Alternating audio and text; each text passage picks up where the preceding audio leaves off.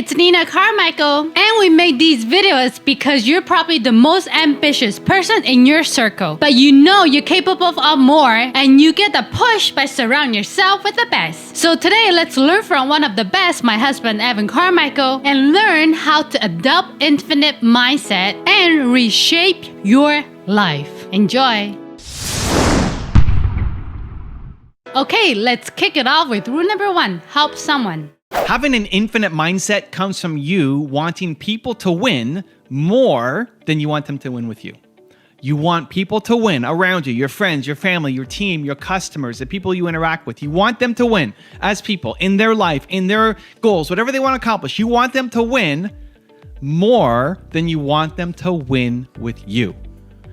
If you can start to adopt that mindset, it really starts to shift how you see your relationships, how you see your business, how you see the people on your team. And it allows so much more positive energy to flow in the right direction for everybody to accomplish their goals. So, quick example. I made a bunch of videos on Tony Robbins. Tony Robbins is one of the first people that, he was, I guess, the first big person who kind of recognized the work that I was doing. And he put the video I made on him on his homepage on YouTube and got a lot more views. And we made more videos on Tony Robbins. Tony then invites me to go to his event. We did a couple interviews together. He invites me to go and puts me in, the awesome seating right up front. And I got a lot of people coming up to say, hey, Evan, they recognize me. I'm also wearing a hoodie.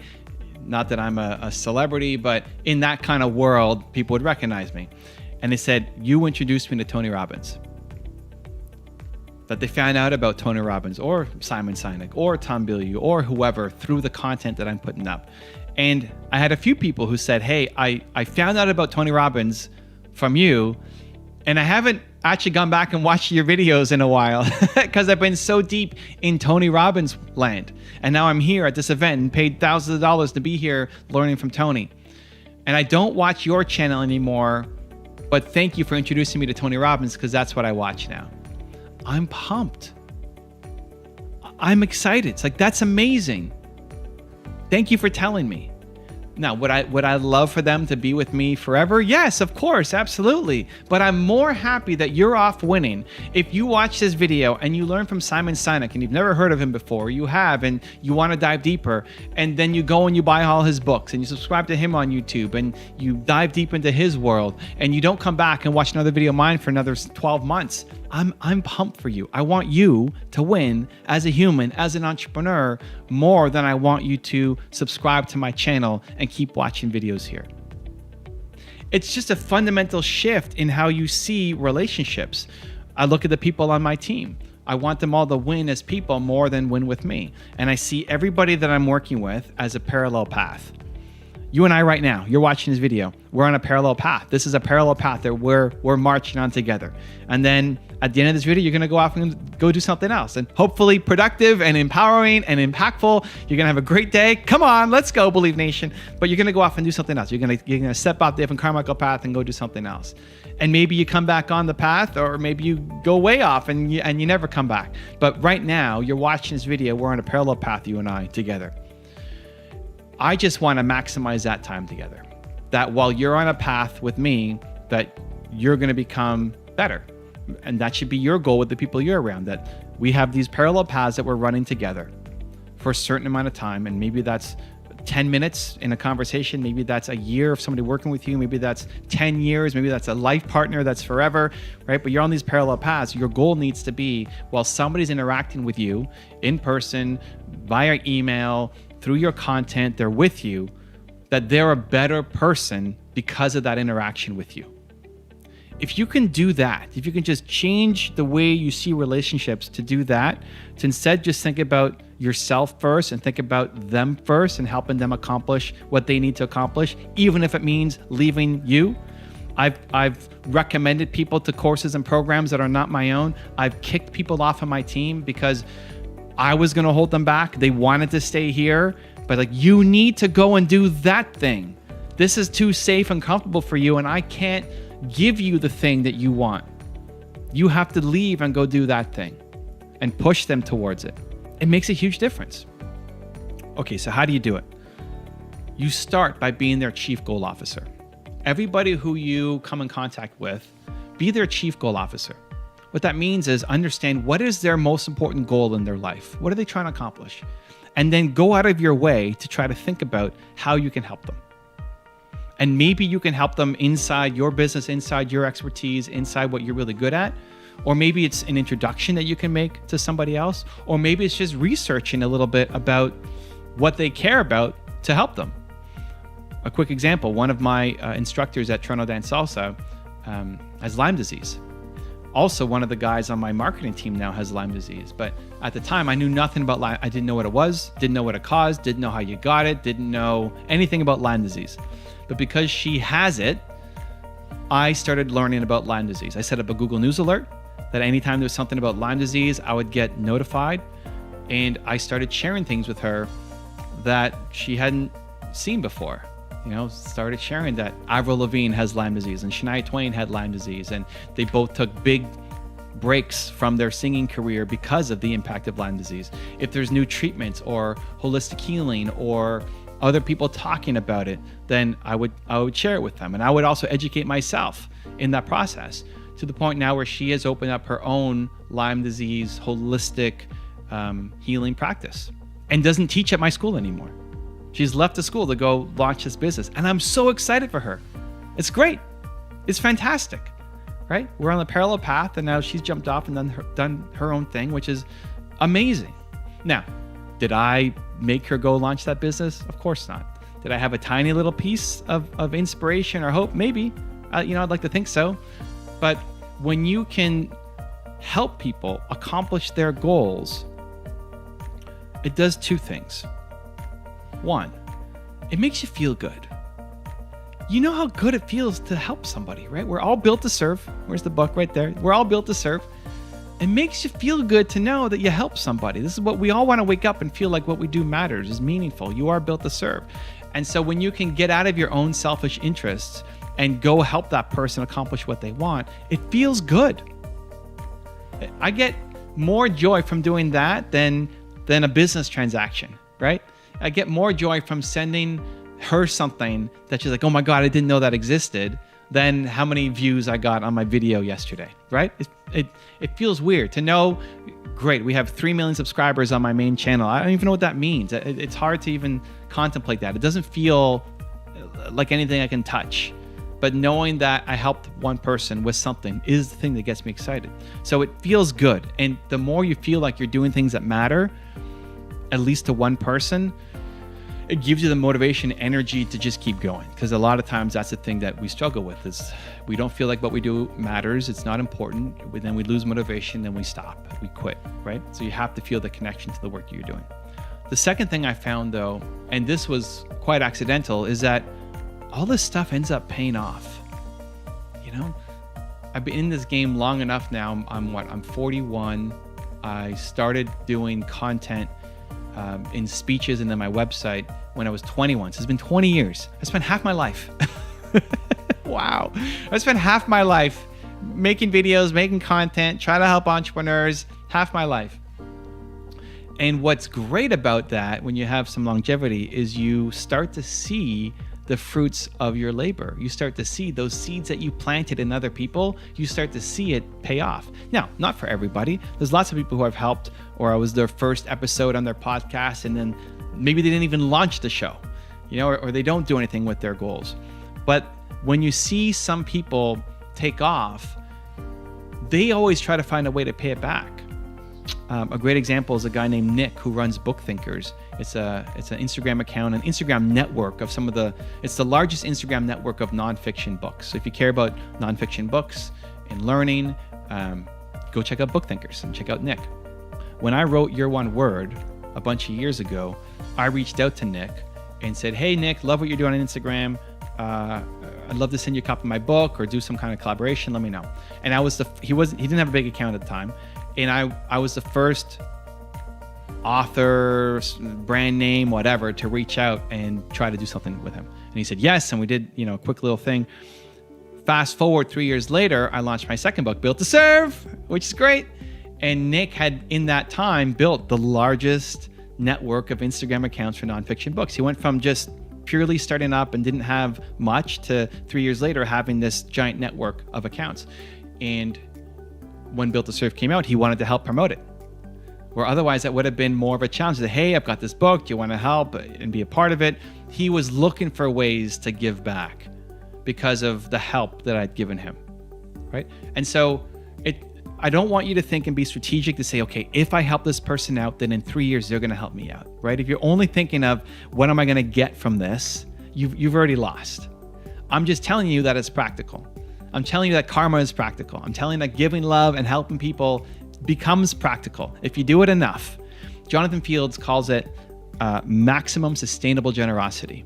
And I love how he said it, because you want to be generous as much as possible, but at some point it's not sustainable because you run out of time, you run out of effort, you run out of money. You can't just give everything because you need to sleep and you need to pay yourself and you need to run your business, you need to do your things. But what is the maximum sustainable generosity? Where the focus is just on helping people, on helping the people who are around you, being their chief goal officer, having the infinite mindset, wanting people to win more than wanting them to win with you. And by helping them accomplish their goals, great things will happen for you too. I promise. You just have to be around long enough to have it come back. Because some people next week will help you, and some people, it may take 2 years. But if you're committed to doing the thing that you're doing, I'm in this game forever. I want to help entrepreneurs forever. I've been doing it for half my life already now, and double my life again at 80, I'll still be doing this. It may not be YouTube, maybe we're VRing or hologramming into your living room or something, and we're filling virtual stadiums, I don't know. But I'll still be doing this when I'm 80. And if you found that thing that you love connecting with, that this is not just a short-term opportunity to try to make money this year or the next 3 months, but like this is your life's work and purpose, that you want to wake up every day and do something that's going to contribute to society and move it forward in some way, that you mattered to people because you showed up and did the difficult thing and shared your story and put your content out there and created a product or service that actually moved the needle for people. Like if that's what you want to do, then you have to adopt the infinite mindset. Then you have to be thinking long-term. Then you have to be trying to have maximum sustainable generosity, to be their chief goal officer. And at the bottom of all of it is wanting people to win as humans in their life more than you want them to win with you. Adopt that mindset and everything changes. Rule number 2, model success. The fastest way to get what you want in life is to model success. Be super clear on what you want out of life and then go find people who've accomplished exactly that and learn from them. Who you spend your time with is who you become. So choose wisely, because most people wake up like an accident instead of actually chasing down their dreams. And it starts with modeling success. I've been a big believer in modeling success ever since my very first business. It's why I continue to do what I do. I tell the story. Bill Gates saved my first company. I haven't met him yet. Hopefully will. I'll get to shake his hand and tell him the impact that he had. In my first business, I was making no money and I wanted to quit on my company, and I told my business partner that I quit, and I felt like I had tried everything. I tried everything. It wasn't for lack of effort. Every day I woke up and new ideas came into my head and I tried them and nothing was working. You know that feeling when you're just trying nonstop and nothing is working, and the frustration that comes over you to feel like, I feel worthless. I felt worthless as a human, that I wasn't contributing, that I was just putting all this effort in and just nothing was happening. And that led to me quitting on my business partner. And the next day I woke up and I said, I can't quit. I'm going to regret it if I quit right now, but I have to find another way. Like this is not working right now. And then I just realized I'm not the first guy to try to sell software before. Somebody has figured this out. Right? Somebody's gone through this process. I can learn from them and maybe apply that strategy to my company, and maybe it'll work. And I thought of the only person I can think of at the time was Bill Gates. I had a biotech software company. He didn't have biotech. It was something else. But I mean, I'm at this point, it was bottom of the barrel. I'm willing to try anything right now. And I looked at how he started his company, went from 0 to 1, and it was through partnerships. And so I applied that strategy to my business, and shortly thereafter closed my first partnership deal that paid us $13,500. And that was a lot of money for me because I was only making $300 a month at that time. And that gave me hope. And ever since then, whenever I don't know what to do in any area, in life, in business, in relationships, anything. I ask myself, who's done this thing? And it's recognizing that nobody is the perfect person. There's no one person you can learn everything from. But there's different pieces from different people. So when you're super clear on what you want, when it's really easy to know, this is what I want in my business, this is what I want in my relationship, this is what I want in my career, this is what I want in this specific thing. I want to be a salsa dancer like him, and I want to be a YouTuber like her, and I want to be a real estate investor like him. Then that's what you learn from that person. Modeling success is the fastest way to get you where you need to be. Understand that you don't have to be a genius at everything. The path before you has already been figured out. It's already been done by other people. And as the famous quote goes, success leaves clues. You have to start looking for them. All right, how do I start a success? What is my 3-step process as somebody who's maybe done it more than any other person, at least definitely within a YouTube environment? Here we go. Step number 1 is get super clear on what you want. What do you want? What kind of business do you want to build? And inside of that, what kind of marketer do you want to be? What kind of operations manager do you want to be? What kind of leader do you want to be?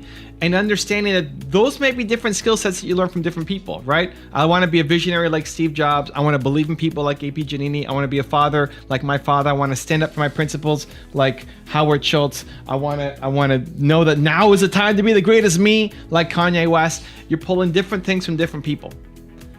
If you start to mush it all together, that's when you lose clarity. Or if I say I just want to be like Steve Jobs, that's not great because there's a lot of things I don't want to be from Steve. I don't want to be a father like Steve Jobs. There's things that I don't want to be from different people. The goal is to be the best Evan Carmichael. And you can't get that by just following one person, but you take different little pieces from different people when you're super clear. So you have to get super clear on what you want out of life. What kind of person do you want to be? Write it down and be super clear. Step number 2 is find the people who have it. So who's done it? This is what you want out of life. Great, go out and start researching who's done it. So if I want to build a successful software company, who's done it? Bill Gates did it, great. Let me go learn from him, right? Let me understand how he did it. Let me go read the early days of how he got started, right? Not so much how he does it now, but how did he get started? So for each of those categories, who has done it? One of the things that helped me free myself from being sick all the time was I studied Wim Hof. I used to get sick all the time. I was sick all the time. I would have a belief system that if somebody was sick, if Alex got sick, he's like, Alex, don't come near me. Don't come over today. Work from home. I don't want to see you because I'm going to get sick. And I would get sick. Every month I was sick. I get sick now maybe once a year. It's crazy. Why? Because I decided to study after being so fed up with having 4 days of hiccups that I couldn't get rid of. It's pretty embarrassing. I was hiccuping for 4 days. I couldn't get rid of it. And I decided I need to get healthy. Who's done this? And I came across Wim Hof. Great. I'm going to learn from Wim Hof and I'm going to learn how to not get sick again. I don't necessarily want to be an entrepreneur like Wim Hof. There's a whole bunch of other stuff that I probably don't want to learn from Wim Hof. Awesome. How to not get sick. I want to learn that from him. So be super clear on what you want to learn and then find the people who are the best in the world at that one thing. And that's who you're going to study. And then step number 3 is live in their world. So if you want to learn Italian, the fastest way is to go to Italy. You'll be forced to learn it. Chances are whatever you want to learn, whoever you want to become like, the people that you want to hang around with and spend time and be the next visionary like Steve Jobs, right? Those people are not in your environment right now. And so if you just get this little micro dose once a month, it's not going to be enough. If you just watch one Wim Hof video, it's not going to be enough, right? You might have this one little moment that's amazing, but then it's not consistent enough. You have to live in their world. So for me, I've done it by creating these channels. I forced myself to be in people's worlds by creating this. I'm not hanging around Grant Cardone every day. I'm not hanging around Gary Vee or Tony Robbins or Ed Mylett every day.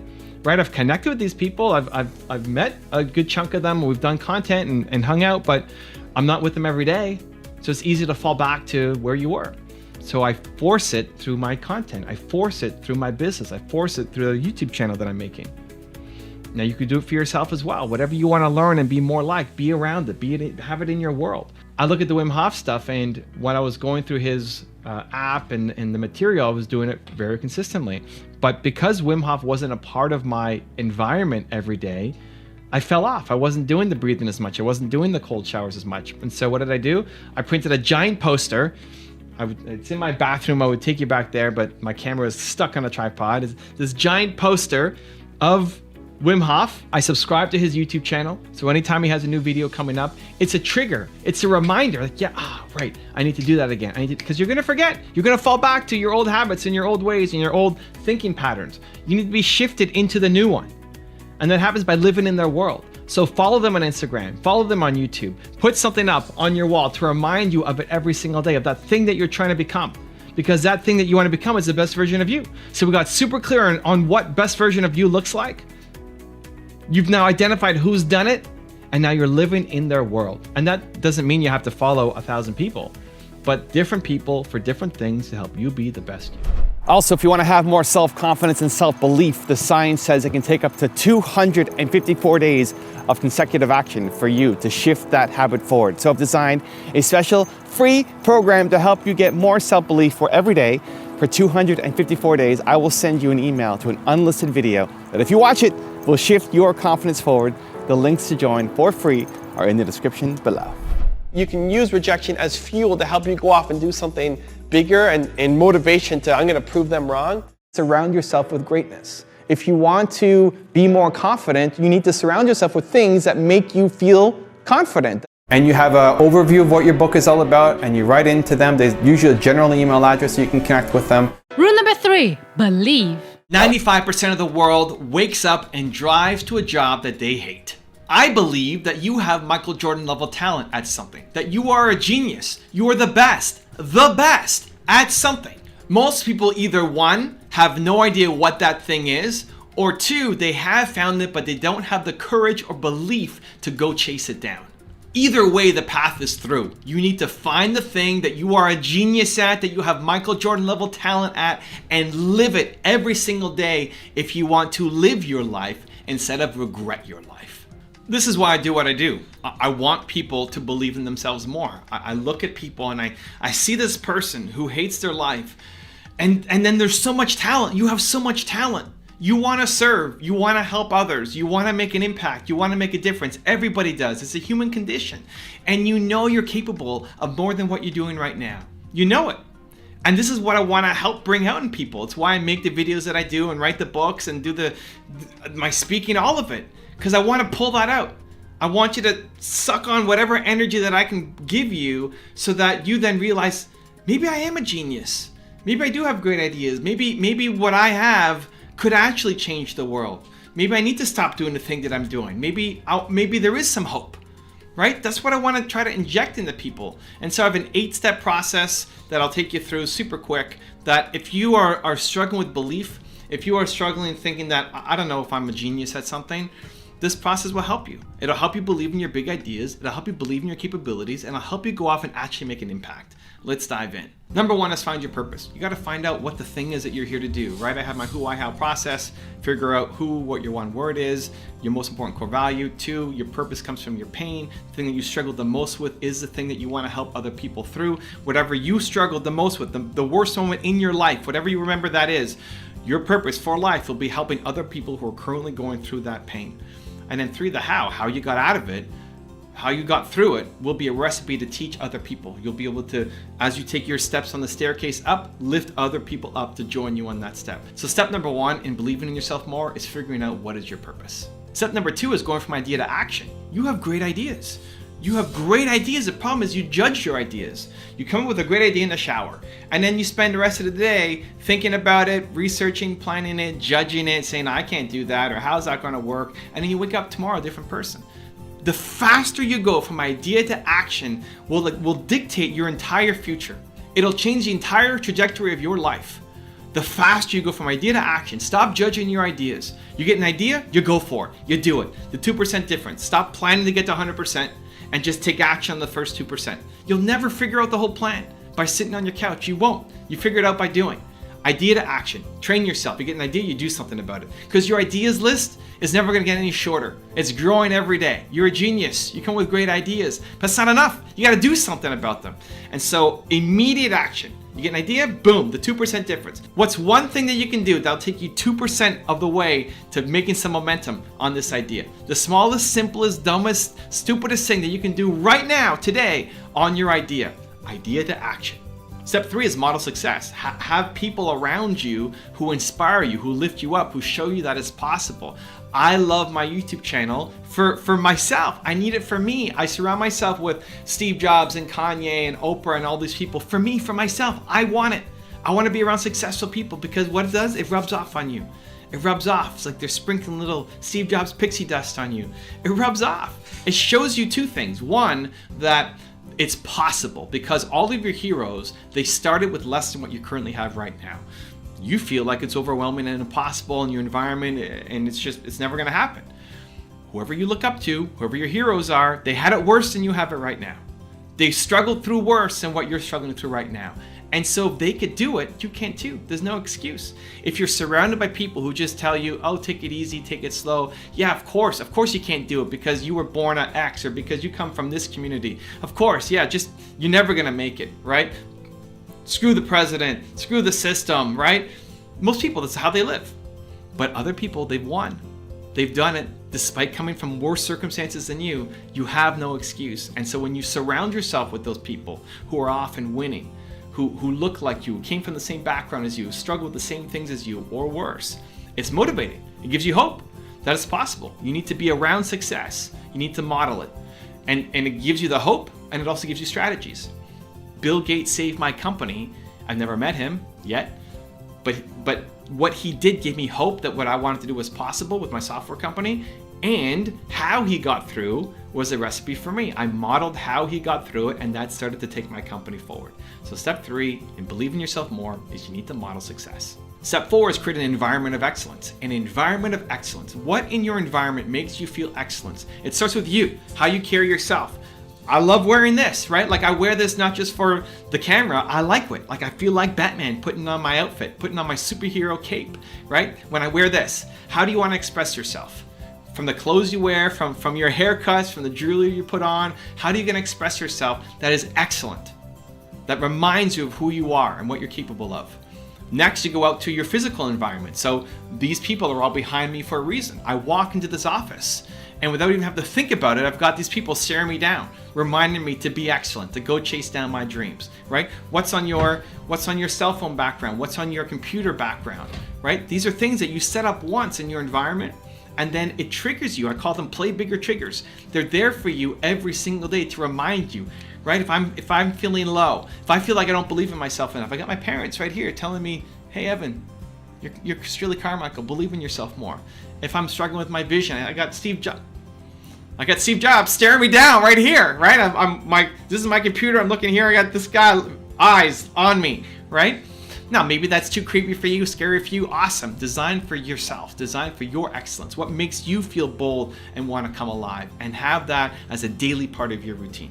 Step number 5 is schedule for success. So I just mentioned routines. What is your routine? What are you doing on a daily basis? Show me how the actions that you're doing, what's in your calendar, will help you accomplish your goals, right? Your actions have to map to your ambitions. You say you want this, amazing. I love it, I'm pumped. Now show me in your calendar where you're gonna do it.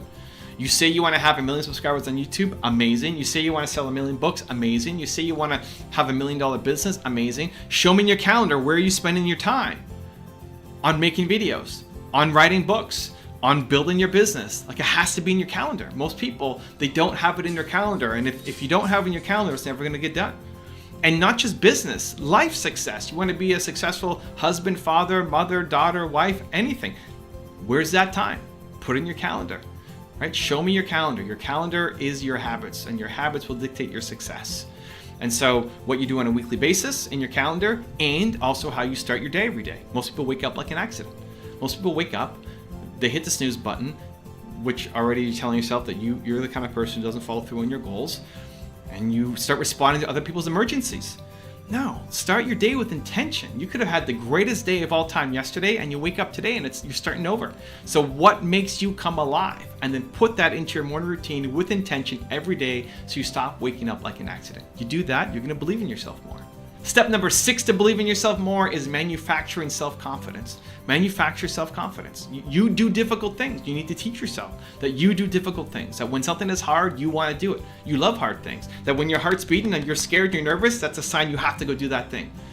Self-confidence, self-love, self-respect comes from following through on the things you say you're going to do. but it doesn't count until it's difficult.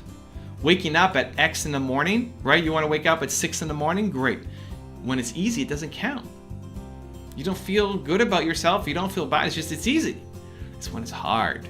It's when it's hard, right? If you ran a race against 3-year-olds, right, and you won, you might post about it, say, yeah, I won this race. But inside, you know it's a fake. You know it's a fake win. It doesn't count.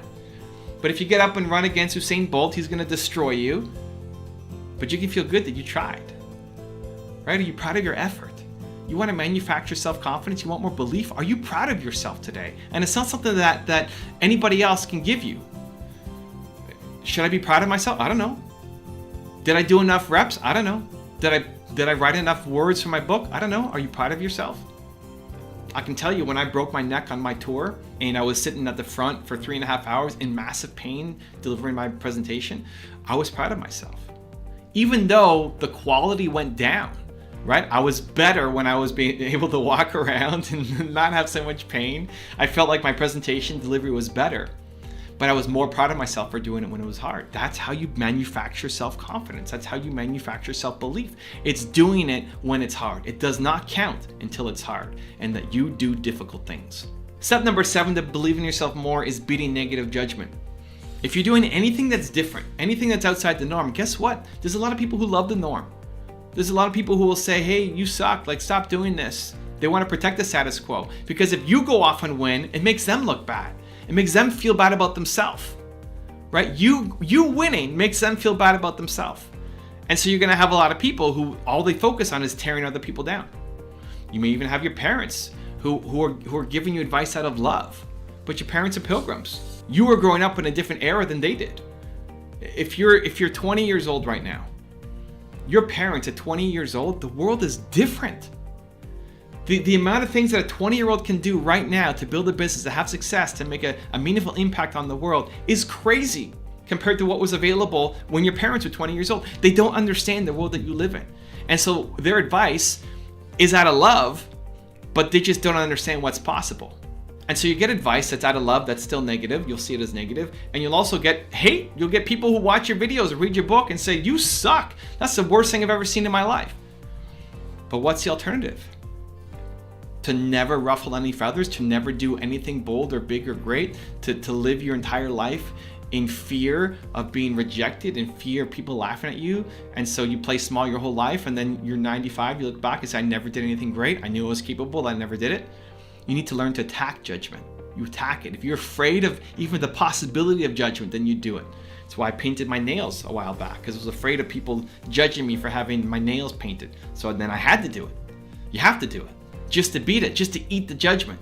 You need to train yourself, because if you want to go off and do some amazing big thing, but you can't do something as simple as painting your nails, you've lost. You're so worried about other people's opinions that you'll play small forever. And so the next time you feel yourself worried about somebody else's opinion, then you have to go off and do that thing. Now, within your code of ethics, right? Don't go beat somebody up. Don't go, mock somebody. Don't do something against your values. But most of the things that you want to do, it's for you. It's not against somebody else. You want to do it for you, and you're afraid of what the reaction is going to be. That's the fear that you need to quash. And as soon as you catch it, you need to say, I'm going to do it. I'm going to beat that negative judgment. I'm going to feel that fear, and I'm going to do it anyway. And then step number 8 to getting more belief is to make an impact. We want to make an impact. Making money is important. It has to be. Money has to be in your top 5. It's just not number 1. Money's not number 1. It's not number 100 on your list either. It's got to be in your top 5. But something comes ahead of it, and that's the impact that you want to have. What is the impact? How are you going to do it? And then start feeling it, start seeing it, start appreciating it. For me, I'm just here in my office talking to the camera. It's me and the camera, alone in a room, but it's going out and being broadcast, and you're watching it right now, and I appreciate that. And I remind myself of the work that I do every day matters. It's touching people, and maybe that's just one person. Maybe you helped one person today. And you feel the impact of that. Or maybe it's 100 or 1,000 or 100,000, however many, right? Your impact will continue to grow with time, especially entrepreneurs. We want to have a big impact, not just one person at a time. But remembering that you're here to do something good and that your work matters. If you woke up every day and felt like the work that you do matters to somebody, it's having an impact on somebody, it's serving other people, because humans are built to serve. And if you felt like that every single day, man, your life would be dramatically different. Rule number 4, do what makes you proud. The problem is you're not proud of yourself. You might post about some accomplishment you've done on Facebook or Instagram, but when it's you, by yourself, all alone, deep down, you're not actually proud of yourself. So why? Where does that come from? It's because you've taught yourself that you set goals and you don't consistently follow through. So now when you set a new goal for yourself, you don't believe that you're actually going to follow through. And that continues to cycle on and spirals down into you not being proud of yourself. We need to change that today. So it starts with this. When you set a goal, you have to follow through. The only acceptable reason for not following through is you being proud of yourself. Are you proud of the reason why you didn't follow through?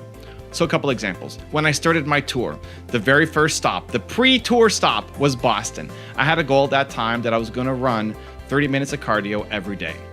We drove to Boston. I drove the whole way, didn't sleep a wink, got in at 2 a.m. I hadn't done my cardio. What do I need to do?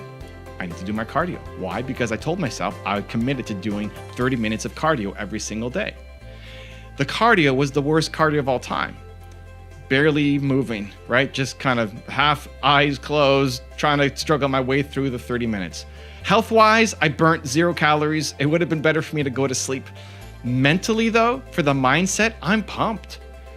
It's when it's hard and you do the thing that you actually build your self-respect, your self-pride, your self-love, your self-confidence. When it's easy and you win, you could post about it on Instagram, congratulations, but you don't feel great about yourself because it was easy.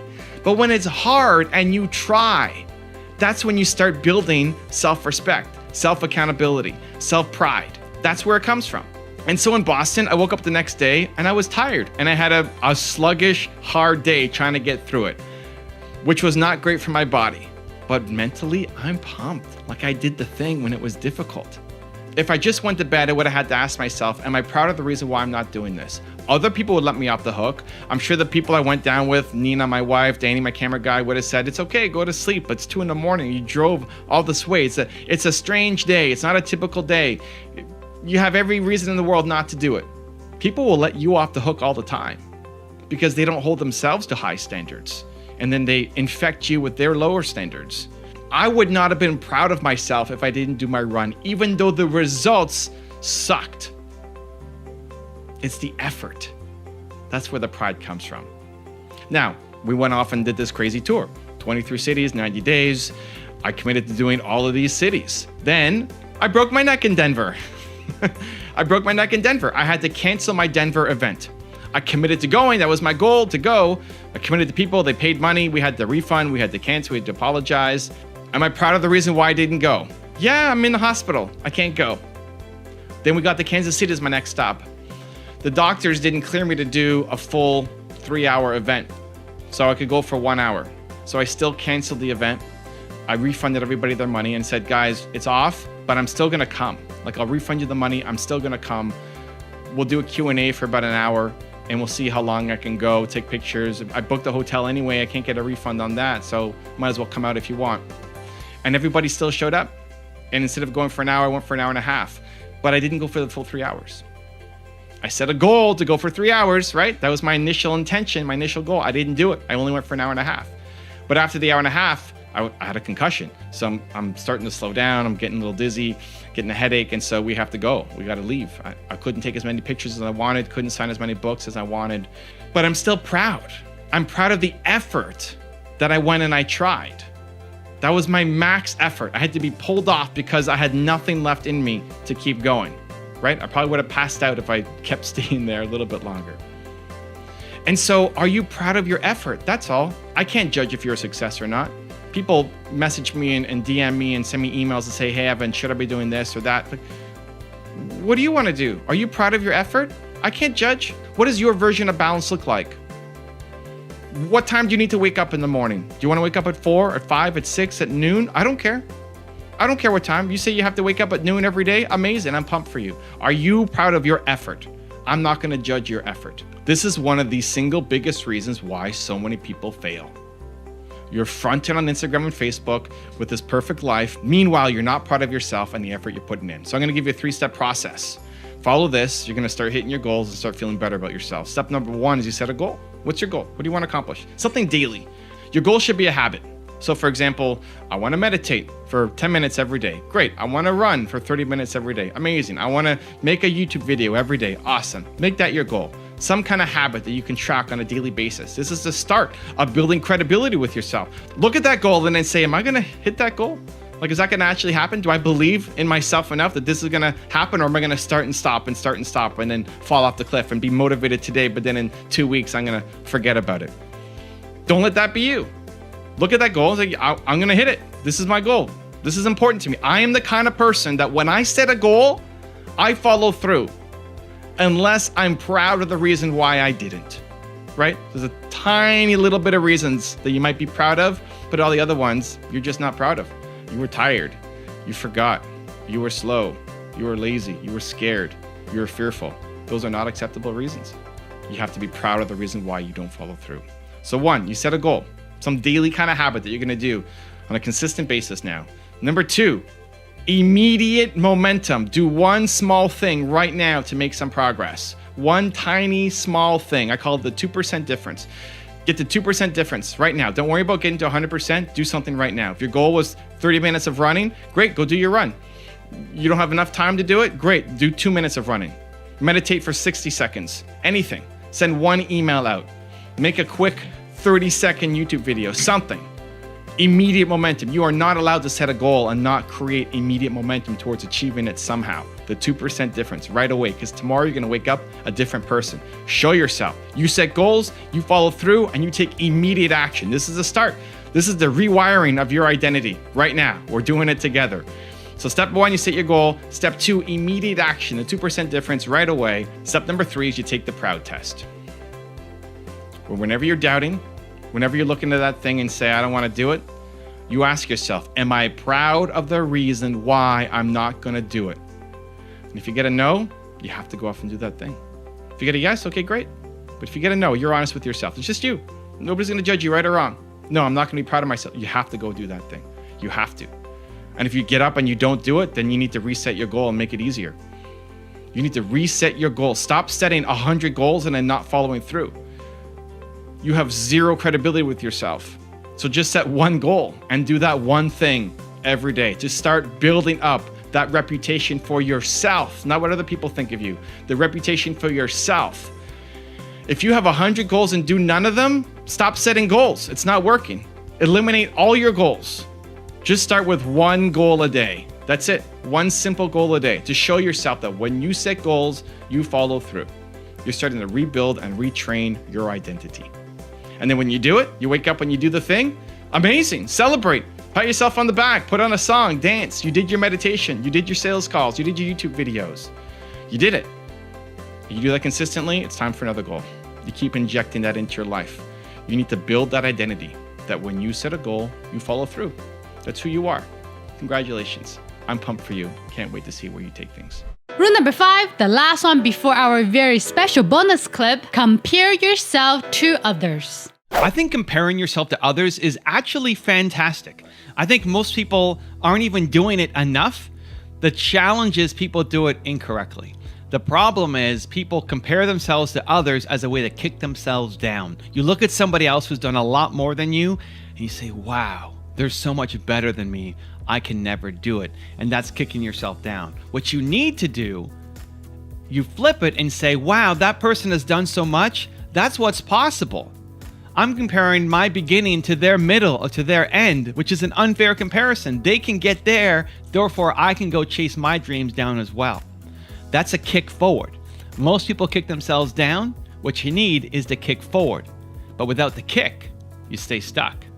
So if you want to stay exactly where you are, don't compare yourself to anybody. You want to move forward, compare yourself in a loving way forward. This is a classic story of Roger Bannister, who broke the 4-minute mile, where it was supposed to be impossible to break the 4-minute mile. Nobody was ever supposed to be able to do it. And then he did it.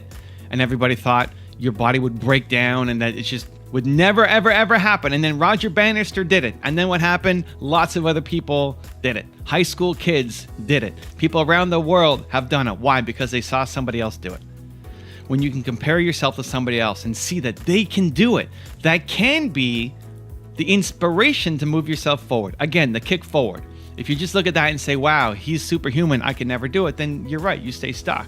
But some people the people who go off and win, the people who also have a happier life, look at that and say, I can do something similar. And people did. I actually heard about that Roger Bannister story through Les Brown.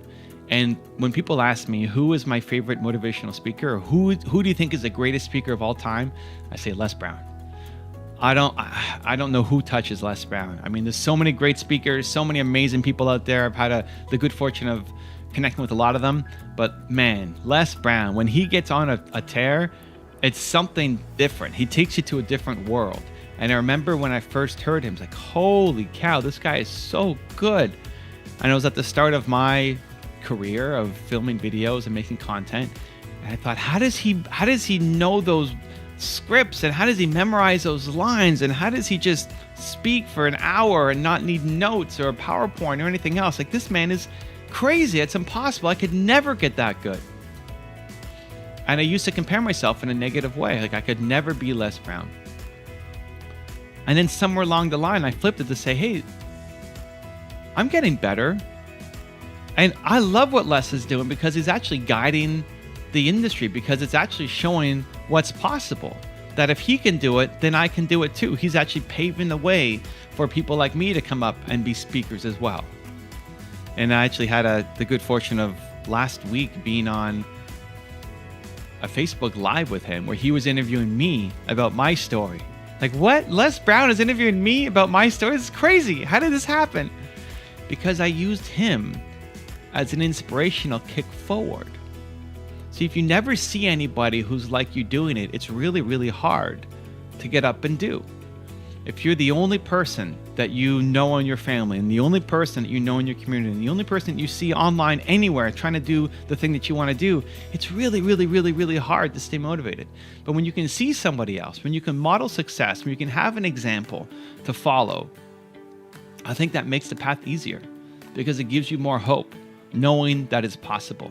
The trick is, again, the key is, again, that in the comparison to somebody else, you're kicking yourself forward to say that's what's possible, not down to say I suck. So how do you do it? I'm going to give you 3 steps I think will really help. Step number 1 is really get clear on what is it that you want. What is the life that you want? What are the goals that you have for yourself? Where do you want to be in your health, in your relationships, in your business, your finances? What do you actually want out of life? Not what somebody else's perfect life looks like. Right? You go on Instagram and you see people living on the beach and rolling around in money. Like that, maybe that's what you want, but maybe it's not what you want. Right? We get pulled into all these different directions because we don't have clarity over what we actually want. So what do you actually want? What do you want out of life? Where do you want your business to be? What kind of company do you want to run? What are the ethics and morals that your company is based off of? Who do you want to serve, and how do you want to help them? How do you want to show up in your relationship? Who are you looking for in your partner? If you already have a partner, how do you want to show up better for them? All of the things that matter to you, to get as clear as possible, so that when you see somebody else is doing something else and they're happy, great. You don't have to go do it because you're happy chasing down your goals. Part of the challenge is we see other people who are happy, and often it's not even real happiness. It's just, fake happiness for the camera. But you see somebody who looks happy, you know that you're not happy, and you think, well, maybe if I did that, then I'll be happy. Maybe if I go write a poem like they did, I'll be happy. And then you start to write a poem and realize I hate writing poems, right? So it's getting clear over what do you actually want in your life? Who's the person that you want to be? And again, from your finances to your business, to the relationships, to your to health, the different areas of your life. Get as clear as you can on the things that you want out of your life. Step number 2 is figure out who's done it. Who's ahead of you in these things? One of the greatest lessons I've ever learned is that you can model success. That when you don't know what to do, somebody has done this before you. Somebody has figured this out. You don't have to come up with every genius idea yourself. This is the thing that ended up growing my business, my first company. When I wanted to quit on my business partner, I tried so many different things on my own, and they never seemed to work. But once I had a model, once I had a mentor, once I had a guide, once I had a path to follow, it became so much easier and I got success. Or looking at my YouTube channel, spending 5 years on my own trying to figure stuff out. Then once I got my agent who gave me some coaching on being better on camera, my channel started to take off, right? So without the model, I really struggled. With the model, I did really well. So for all the areas of your life that you want to fix, who's done it? And here's the key. There's no one person who's done everything. I've got all these people behind me on the wall. This is me here when I'm 8 or 9 years old, and my parents behind me. And then I've got different people on my wall for different things. If I look at being a good father, right? I've got a 12-year-old son. How do I be a great father? I want to be a great father like my dad is. And I don't want to be a great father like Steve Jobs is, because it didn't sound like he was a great dad. He had a lot of other great things. He was a great visionary, and I want to be a great visionary like Steve Jobs, but my father's not really a great visionary. So you're pulling different things from different people. One of the mistakes we make is you're looking for the perfect mentor to teach you everything. And when they have one flaw, we suddenly feel cheated or gypped or ripped off or deflated. Nobody's perfect. We're all in search of our own perfect life. And you'll be able to get that by pulling different people for different things. So once you've made your list of all the things that you want out of your life, then go find your different mentors and role models for those things. If you want more belief in your life, great. Watching my channel is probably going to really, really help you. If you want more fitness in your life, great. There's other channels you can subscribe to, right? If you want a better loving relationship, great. There's other channels you subscribe to for that, or books or podcasts that you can be around. That the more that you're around it, the more that it's part of your environment, you're going to start to take those messages in, and it's going to become a part of you. You're going to think the way those people think, and you're going to get closer to actually achieving those goals. And then step number 3 is do something today. Do something today. We get trapped into overthinking and over-preparing and having the perfect schedule and the perfect plan. And it almost never works out, right? Your plan for what you were supposed to do a year ago is not the plan that you're doing right now. The perfect plan that you're trying to concoct in your head will never actually be the perfect plan until you get out there and you start executing and trying. So the biggest thing that you can teach yourself is just start building momentum. Start taking some immediate action. You've created a list of all the things that you want out of your life. You've identified your role models of who you want to learn from to help you go get it. And now 3, you got to do something about it. You got to take some kind of action on it. If you've got a health goal, great. Do 4 push-ups. Maybe you can only do 2. Do 2 push-ups. Great. Some of you might be laughing. Say only 2 push-ups. Great. Do 20 push-ups. Do 100 push-ups. It doesn't matter. Is that the perfect fitness plan? No. Will it actually help you build your muscles? No, not from those 2 push-ups. But what does it do? It starts the ball rolling. It starts to rewire your brain to tell yourself that you're the kind of person who takes action. And that makes a big, big, big, big difference. Because what's going to happen tomorrow is you're more likely to wake up and do it again. Because you've already started to teach yourself that you're the kind of person who follows through. Where if you just research and create a plan, tomorrow you're going to wake up and probably do no push-ups. Because you realize, oh, that was a silly plan. I can't do that. You're back to who you used to be. And then you don't follow through. So the most important thing, once you identify, you get a little bit of clarity, is to take some immediate action, no matter how small, no matter how insignificant it may feel. You want to build a YouTube channel? Great. Pull out your phone, make a video. What are you going to say? It doesn't matter. Say, I'm working on starting a YouTube channel. I don't know what I'm going to post, but I hope you join me in this journey. Great. Post. The first step doesn't matter how big it is. All that matters is that you took a step. Every time you say, I can't, you're teaching yourself that you suck. Because you've quit, because you've given up. It's not your fault that you can't do it. It's your work, or your school, or your family, or all the other commitments that you have, but not your fault. Nope. Nope. Nope. Change your I can'ts to either I'm going to or I choose not to. That's how you take back control of your decisions and your life. So I recently listened to this Chinese song and I got obsessed with it. I was playing it all day long and I loved it. I don't know what they're saying. I don't know what the words mean. I loved it. I go to bed and lyrics start coming to me. Rap lyrics. In full sentences, right? The first one comes in, okay, wake up, I'm in bed, I'm lying in bed, trying to sleep, it's 11 o'clock, trying to sleep, idea, rap lyric come, okay. I write it down. Again, rap lyrics come, write it down. More, write it down, until 3 in the morning, I haven't slept yet. Ideas just keep coming for this song that's like, I need to make a rap. And then what comes into my head is, what? You're gonna make a rap? It's easy to get locked then into I can't mode. I can't do this. I can't start that. I can't do a rap. I didn't go to school for that. Not that you go to school for rap. I didn't rap growing up. I don't have musical talent, right? That's not what people know me for. That's not what people expect from me. I can't rap. That's where most people quit. But instead, I decided I was gonna get up at 3 something in the morning, go to my computer, finish writing out my lyrics, and then I spent the day rapping.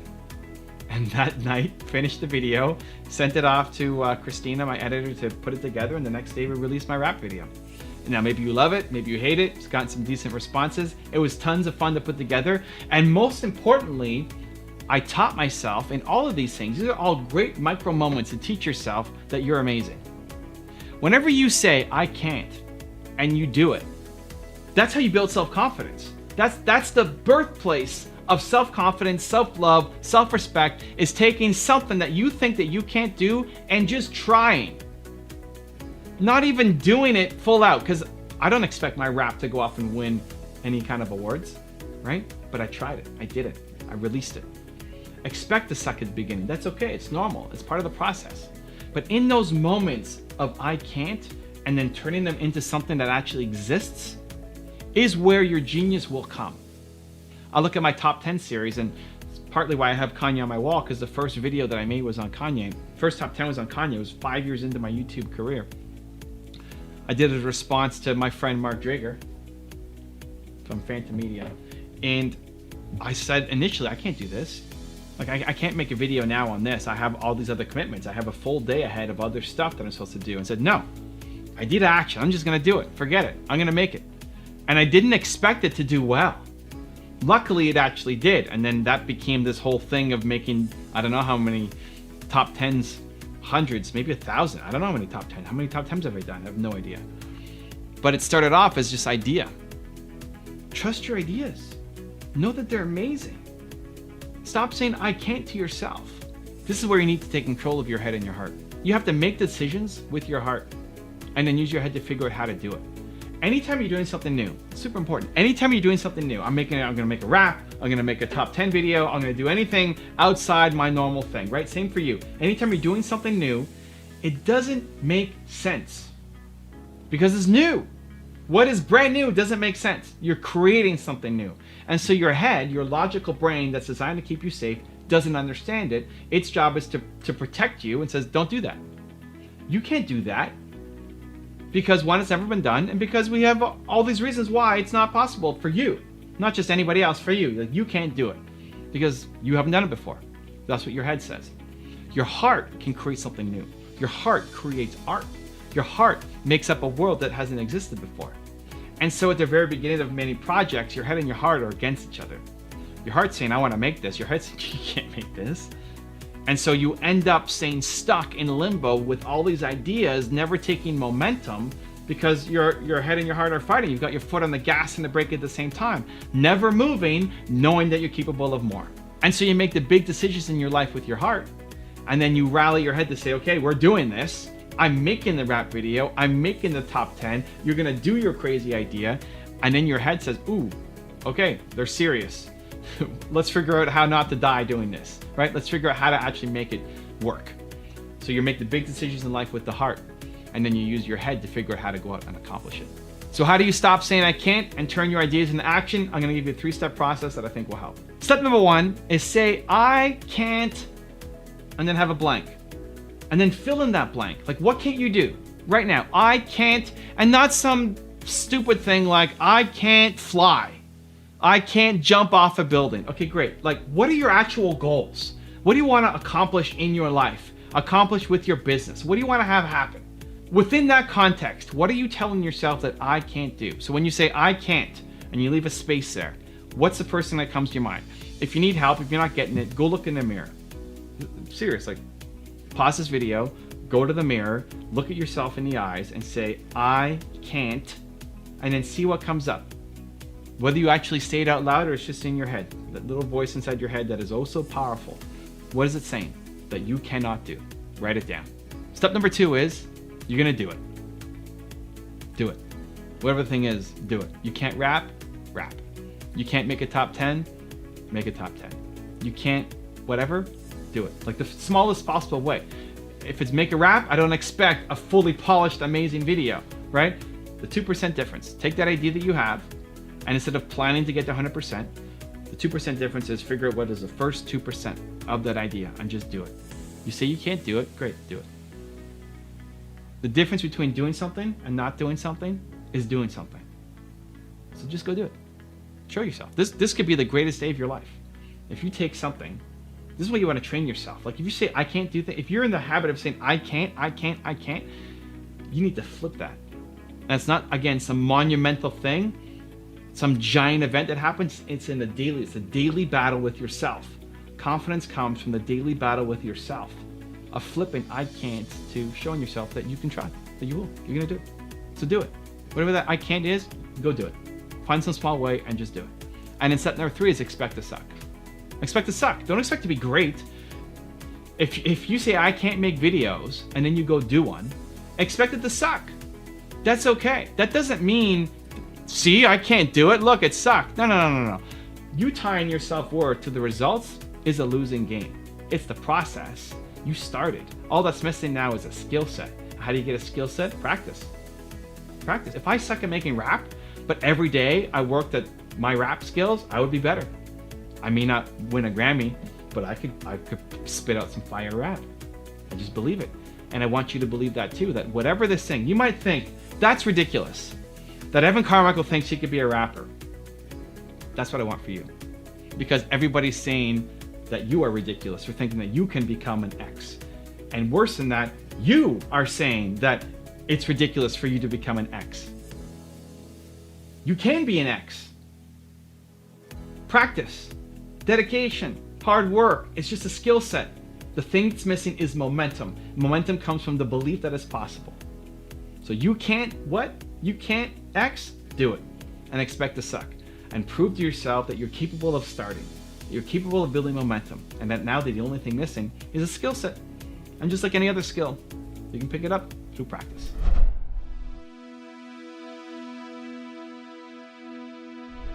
Because you made it this far in a video, I want to celebrate you. Most people start and don't finish. Most people never actually follow through. Most people say they want something, but they don't ever do the work to actually get it. But you are different.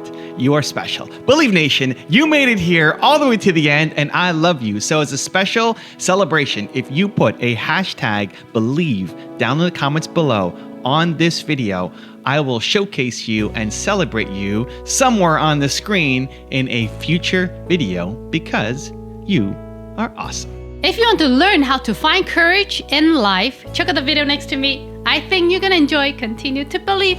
I will see you there. Every day there's a battle raging inside you. The battle is between the comfort version of yourself and the growth version of yourself. The comfort you wants to be comfortable, doesn't want to